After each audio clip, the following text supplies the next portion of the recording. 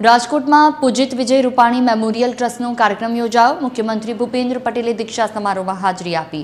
સ્વર્ગસ્થ વિજય રૂપાણીના જન્મદિવસ નિમિત્તે વંદન કરું છું, મુખ્યમંત્રીએ આ નિવેદન આપ્યું। તેમનું જીવન સાદગીપૂર્ણ હતું, દરેક કાર્યકર્તા પ્રત્યે આત્મીયતાનો ભાવ હતો। પૂર્વ શિક્ષણ મંત્રી ભૂપેન્દ્રસિંહ ચુડાસમાએ પણ સૂચક નિવેદન આપ્યું। સંસ્કાર વગરનું શિક્ષણ નકામું હોવાનું નિવેદનમાં તેમણે જણાવ્યું।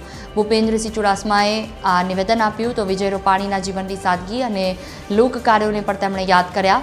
2047ના વિકસિત ભારતના સંકલ્પમાં સામાજિક સંસ્થાઓનો ફાળો ખૂબ મહત્વપૂર્ણ છે, તેની પણ તેમણે વાત કરી।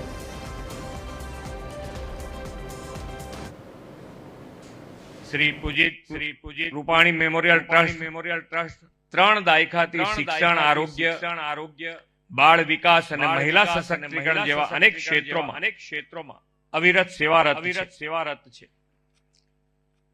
ટ્રસ્ટ દ્વારા સંચાલિત આ જ્ઞાન પ્રબોધિ પ્રોજેક્ટ માત્ર એક શૈક્ષણિક યોજના નથી, પરંતુ પ્રતિભાશાળી અને આર્થિક રીતે જરૂરિયાતમંદ વિદ્યાર્થીઓના જીવનમાં પરિવર્તન લાવતી એક પ્રેરણાદાયી પહેલ છે। યોગ્ય માર્ગદર્શન, ગુણવત્તાયુક્ત શિક્ષણ, વ્યક્તિત્વ વિકાસ, સ્પર્ધાત્મક પરીક્ષાની તૈયારી અને સંસ્કારસભર શિક્ષણ દ્વારા અનેક વિદ્યાર્થીઓ પોતાના સપનાઓને સાકાર કરી રહ્યા છે।